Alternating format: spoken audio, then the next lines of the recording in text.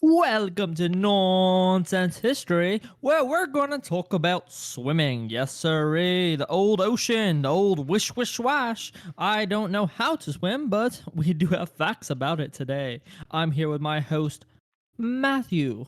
And Hello. Matthew, hello. And you have some wonderful information about swimming. I hope that came out good, because, I, know, I I'm I was pretty never sure it one to did, brag, but I'm not a singer. but I yeah, don't know if you can tell. definitely have two different histories of swimming.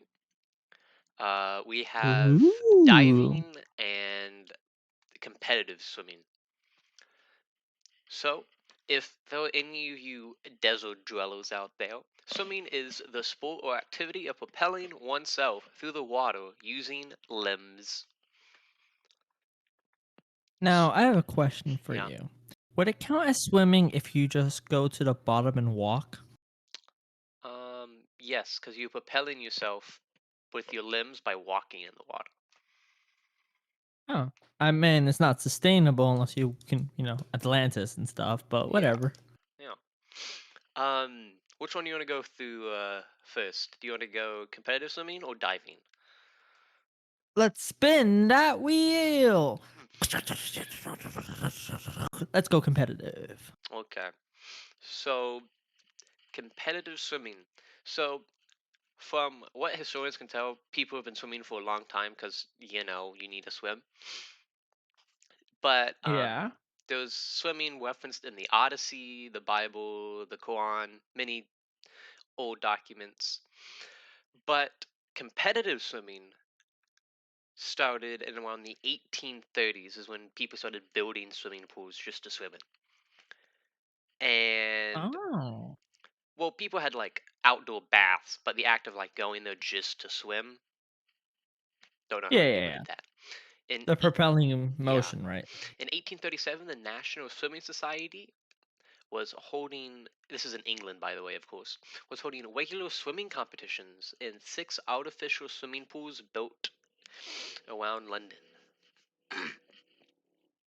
Now, the first national governing body, the Amateur Swimming Association, was formed in around 1880. And there they already had 300 regional clubs operating across the country. Already?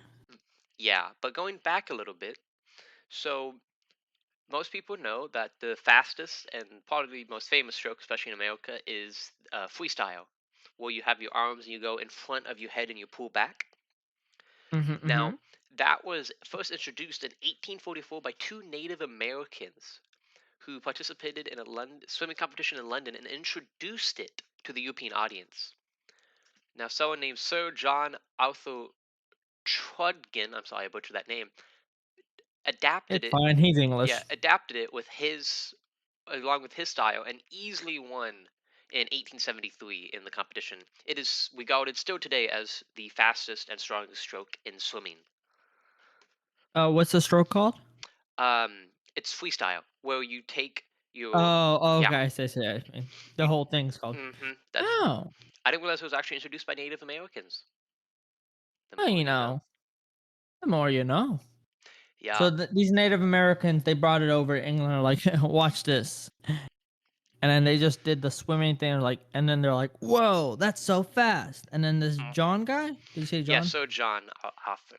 Sir John, we can never forget the sir. You get that knight. You know Americans can't get knighted? That's crazy. Well, it makes sense, but still, sucks Yeah. to suck. Well, I guess British people can't become presidents, so haha. I feel like those are two different titles. Well, they can never be president, blah blah blah, and I can never be sir, so I can't be either because I can't be president or a sir. So, Darn. so let's see. Captain Matthew Webb was the first man to swim the English Channel. Ooh, a fellow Matthew. Yeah, in 1875. This is 5 years before the first national governing body, Amateur Swimming Association, was formed. He used breaststroke, and he swam the 21 miles of the English Channel in 21 hours and 45 minutes. 21. That's a mile an hour. Wow. Faster than some boats. but his feat was not replicated or surpassed for the next 36 years. When did he do it? What year? 1875. I was gonna say something like it was probably a war or something, but I don't think No, there was any wars in it 1870. wasn't. I think. Yeah, it wasn't beat again until just before World War One. So, Oh, I bet you that person who beat it was like, man, this is the greatest thing that's being remembered for a while. And then World War One happens, like, ah, hmm there goes my amazing accomplishment. now as we get a little bit further, men's swimming became part of the first modern Olympic Games in 1896 in Athens, Greece. Ooh, bringing it back to the olden times. Wait, so actually, I think I'm mistaken. So, Uh the oh. freestyle I said before is called the front crawl, and the freestyle we know today was introduced in 1902. Mm-hmm. So, but the front crawl, hold on, let me just front crawl. Let We me are doing some quick research. Yeah, so let me just see what this looks like. So, how to Yeah, yeah. swim front crawl. I mean, okay, no, front crawl is freestyle, I think. I mean, you know, I may be confused. I might be. That's a that's all right. This is the perfect place to be confused. We don't bring, you know, No, okay, who. it is the Mm. same thing mostly, yeah. Oh, okay, okay, okay. It's So, inconsequential. so for those listening out there, we were confused about our own confusion. Yes. Let's see. So that's kind of like just a quick history of competitive swimming. But if you're going out, there was open. Now have like open water swimming, which the summer water, a lake or sea. There was 5 kilometer, 10 kilometer, and 25 kilometer events for men and women. But only the 10 kilometer event is in the Olympics. Now, for people who don't use the metric system, let me figure it out for Me, you. I don't know, 10 miles. Definitely not true. Oh, hold on. Let's see. That would be No, 6.2 let's. miles. Oh, a kilometer's more than a mile. No, Zed, it's less than No, a no, mile. no, no. No. No. Yes, it's less. Yeah. Yeah, you're right. It's less. Numbers bigger. I know science. All right. Um, let's see. The four strokes that are competitive are butterfly, Yeah. breaststroke, backstroke, and freestyle. I saw a few of those. I never was interested in swimming, can't hmm do it personally. Never got the hang of it, but I always found it interesting how fast they went. During the Olympics when I was all cheering it on at hmm 1 a.m. because, they were in Tokyo. Uh I was always interested in how it was always like just an inch off of the like you have to have like really long fingers just to beat the other swimmer. Is that what they do when they get people on the team? They measure your I'm fingers. telling you, they're like the people with the longest fingers. I bet you they are the champions. You look at every single swimmer, and I bet you they have all long fingers. Dude, Honestly, if I had the longest fingers, I would just dip in the pool, be like, yep, touch, and then dip out. You know what I mean? I don't even know I need to know how to swim. do Olympic swimmers have long fingers? I'm telling you, there's no short finger winners out there. uh, Not if no offense to the short finger swimmers out there. You guys are cool too, but you guys got to be like it's like shorter no. people. They're probably not the fastest ones. You got to have that athletic figure. Now, So this is speaking to a man who doesn't have an athletic figure, so So, the biggest change in swimming in recent years was the dolphin kick. So, what the dolphin kick is huh? when you hold your feet together and you kind of move them like a dolphin. Okay, This has been the okay. most drastic change in swimming. It's used to maximize the speed at the start and when you turn.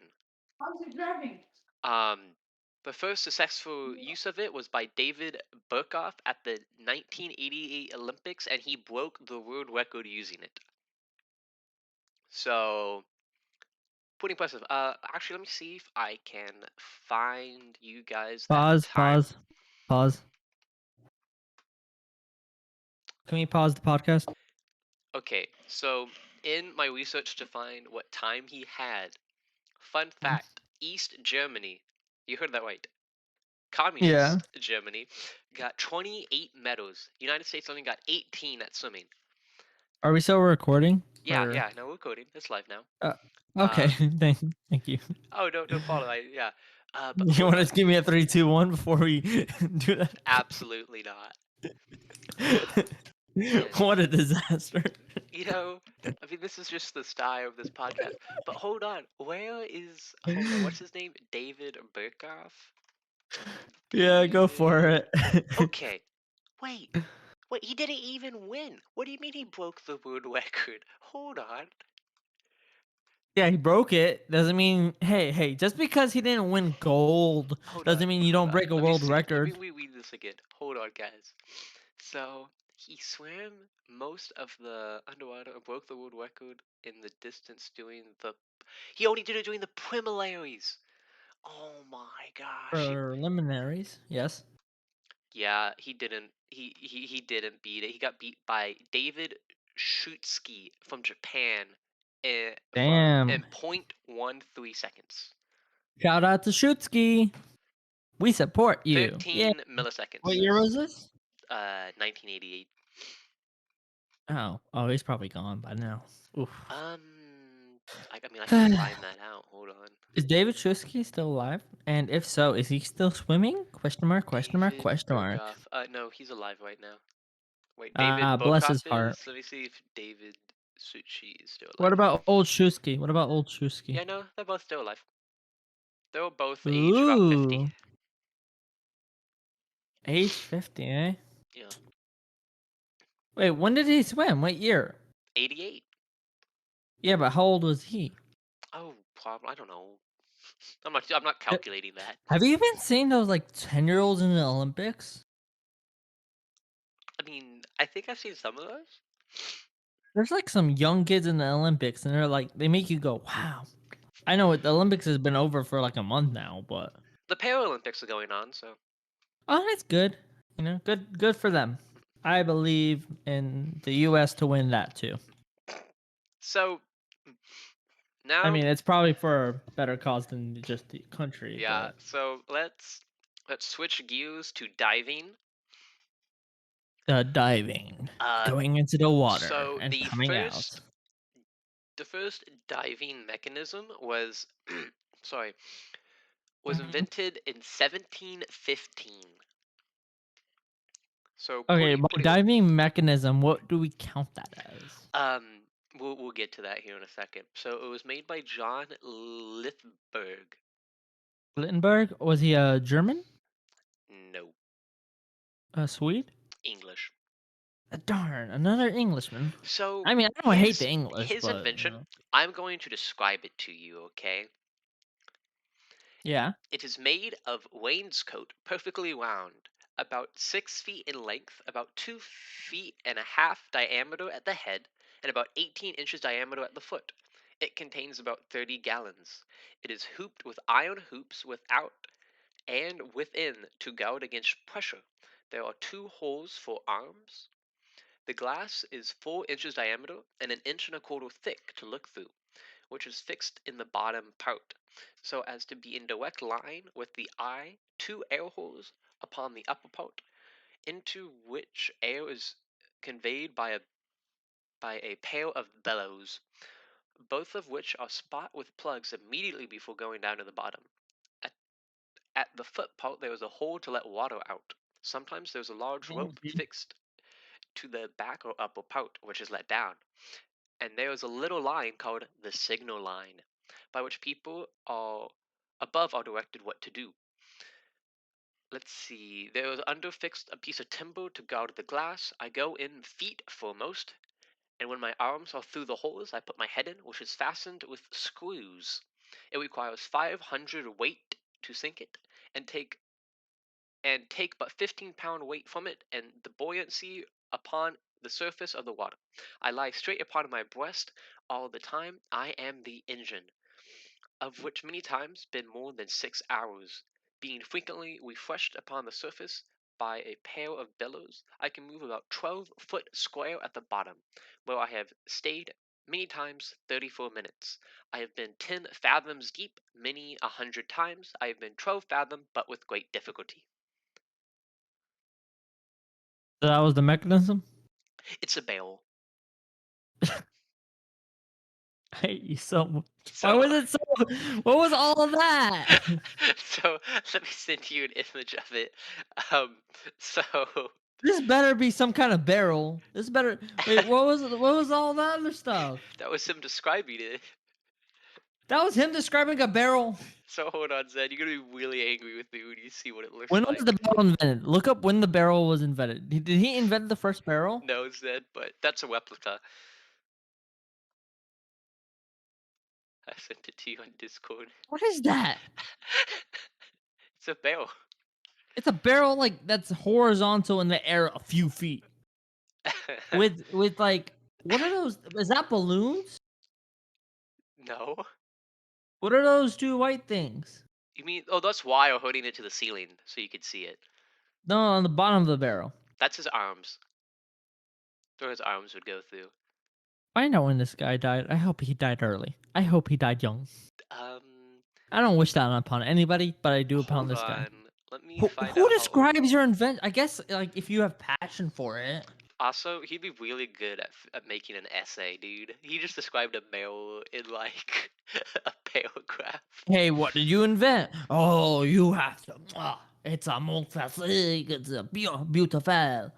Unbelievable. Unbelievable. A barrel? I knew it was like, man, this guy has Um, really made something said, I'm crazy. sorry to disappoint you. He lived to the ripe age of 84. They always do. Guys like these always live real. Oh, what year was this? In the 1800s? 1715. Oh, perfect. He lived in the year 1715 where they usually die like 40 to 80. So Did he have a wife and kids? he actually I'm sorry reported to. he had 17 children. Ugh. You know what? Good on this guy. I'm coming back. I'm coming back around. He had kids, 17 of them. Probably most of them, disease and stuff. It wasn't So great, but I'm sure with yeah, the invention of the what did you call it? Phantom dropper or something? the barrel. Yeah, like his What's long the name? description? What's Oh, his name? What was the name of this wonderful invention? the It diving wasn't just machine. bear, the diving machine. Now I have a question. When Hmm. people looked at this and they're like, "That's a diving machine," and someone went, Isn't that just the barrel?" And you go, "You're oh, you uncultured swine." Yeah. So he actually made a ton of money with this. I bet he did, cause you know what it looks like. Probably his description sold, like before he made it. It's like No, he only had one, push but your he weight. he made money, but he would go to shipwrecks and dive down and take all the loot. Oh, I see what you mean. Now I understand why it's One diving. of his most better known is the discovery of the Dutch Soort Hodge. I'm so sorry, guys. It had 3 tons of silver on board, which he slowly acquired. I'm gonna be honest with you. I don't understand why this guy wasn't robbed. Because he was underwater. I understand that, but he had to come out of water eventually. Probably because him and his crew got a fat paycheck. And why do you want to rob the guy who's giving you the fat paycheck? Oh, he had a crew. Yeah, that makes sense now. It makes a lot of sense. You just gotta go out with the toughest guys. Listen, I've played Assassin's Creed Pirates. What was it called? Black Flag. Yes. I understand this barrel nonsense now. So I yeah, yeah. What you know what? I'm coming around to him. I apologize to what was his name? Jack? John? John Lethenbridge. Well, that's the second John. Are they all named John back in the day? No, this is the same John we were talking. Oh, John. Yeah, no, it's different people. Yeah, Yeah, yeah, yeah, yeah. John, I guess John. Yeah, John is a popular yeah. name in old Britain, the old England. Um. What a legend! You know what? Good job, John. To all the So Johns out there, we here at Nonsense History recognize you. about 100 years later, um, Augustus CB, German, Mm-hmm. but he was German born, but he's a British engineer. Um, made his contributions to diving equipment. That famous helmet that you see, The you know, diving helmet, hmm from that famous is, things as yeah, you know that all you see you in know. TV and everything. Yeah, yeah. He was the one who really made that. Made that. Yep, he made that. It makes sense. I guess the barrel wasn't, that crazy. Yeah, and use, let's see. So the Dying brothers, let's see. Yeah, so they asked him to make a variation of the smoke helmet designed for underwater use. Uh-huh. They later turned him in to produce more helmets for diving operations. Yeah, so the team used the suit on the HMS Royal George, which revolutionized it helped underwater civil engineering. Though never thought This about its was use like that. 1915, right? No, this is 19 18 Oh, yeah, right, 15. 100 years. I'm Yeah, thinking 17 to yeah, no, 18. yeah. Yeah, you're right, you're right, you're right. So this man also he made a rotating water pump, patented in 1828. He made a paper making machine, a dial weighing scale, and an ice making machine. Mm-mm-mm. Things people do to get a little coin. Yeah. So most diving suits. Oh, what is it called? I had it here. Yeah. So you usually use like it's a windproof, wetproof suit. Let me see if dive skins. There we go. Well, let's see. Dive skins are used when temperatures above 77 degrees. They provide little thermal protection, but they do protect you from like jellyfish, abrasion, and sunburns. Interesting. Hmm. So let's see. Dry suits made of latex rubber were invented and used in World War II by Italian fogmen. That is not creepy at all. What's a fogman? Phew, sorry. A It's fogman okay. You're is forgiven. here's the definition. A fogman. Oh, I lost it. A fogman is someone who trained in scuba diving or swimming underwater in tactical capacity that includes military and some European countries' police work. So they were used to like do covert ops by going underwater. Oh, a police diver. Got it. More like a military diver, but you know. S- a soldier diver. Diver soldier. No. Diver and soldier are just weird words to combine. Also, I forgot to mention, you know the guy, the barrel guy, John Lithenberg. Yeah, He yeah. My tested his favorite guy. machine in a pond that he made. He made a pond specifically to test his barrel. Well, I would too. I wouldn't just go to the ocean. Look how he's hanging out. He's like, to those who can't see this image, of course, we're describing how just imagine a barrel. You can even Google search a barrel with its lid closed, and then put two holes in that barrel and stick your arms out. That's John. That's our friend John. His invention. I wish I had what my co-host Matthew said because I could just highlight the ambiance, the key words such as what did you say in the long-winded What? speech he had? His Um, like description. hold Just on. give I us can some pull it back up. keywords. Um, made of Keyword. Wayne cost perfectly round. Two holes O- for an arm. Okay. Ale conveyed Gotcha. by a pail of billows. Billows. Requires 500 weight to sink it. Oh yeah, hold on. What is how deep is a fathom? Oh, it's like it's like I Okay. think it's like a mile or two, a nautical mile. I think. Said it's 6 feet. Is it only six A feet? unit of length equal to 6 feet in reference to depth of water. So he would go about 60 feet deep. 60 feet deep, eh? Not too bad. You don't think 60 feet's a lot, then you realize, I'm only 7 feet tall. Mhm. Nobody can dispute that. So the oldest Mm. preserved wet like diving suit is named the Wana Fura. It's old Finnish. It means old Mm-hmm. gentleman. It can be found in Finland, and it's made of calf leather and dates from the 18th century. Ooh. Okay, okay. And then advances to help diving include pressure suits to help deal with the pressure. Um, and then eventually they made dry suits where the water wouldn't even touch you. And you use dry suits in like the Arctic and stuff.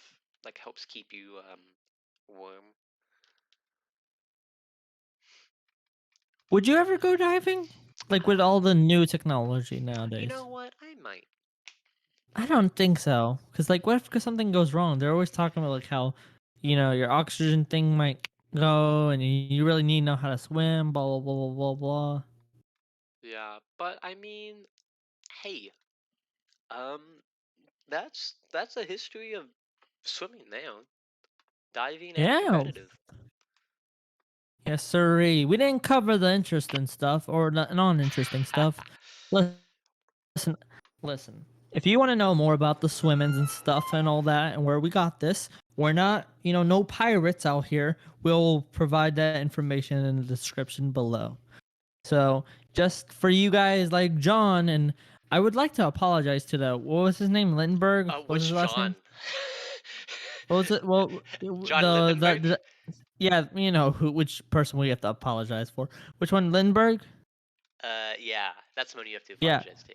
Yeah, I apologize to the Lindbergh family. The views uh made by our co-host Zelkar Gerard, it would how do I say this? Are not reflective of this podcast and the people making it.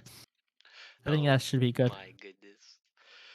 Well, thank you all for watching. We will see you guys next week for the history of schools. Yes, sirree. You have been listening to Nonsense History. See you guys next week.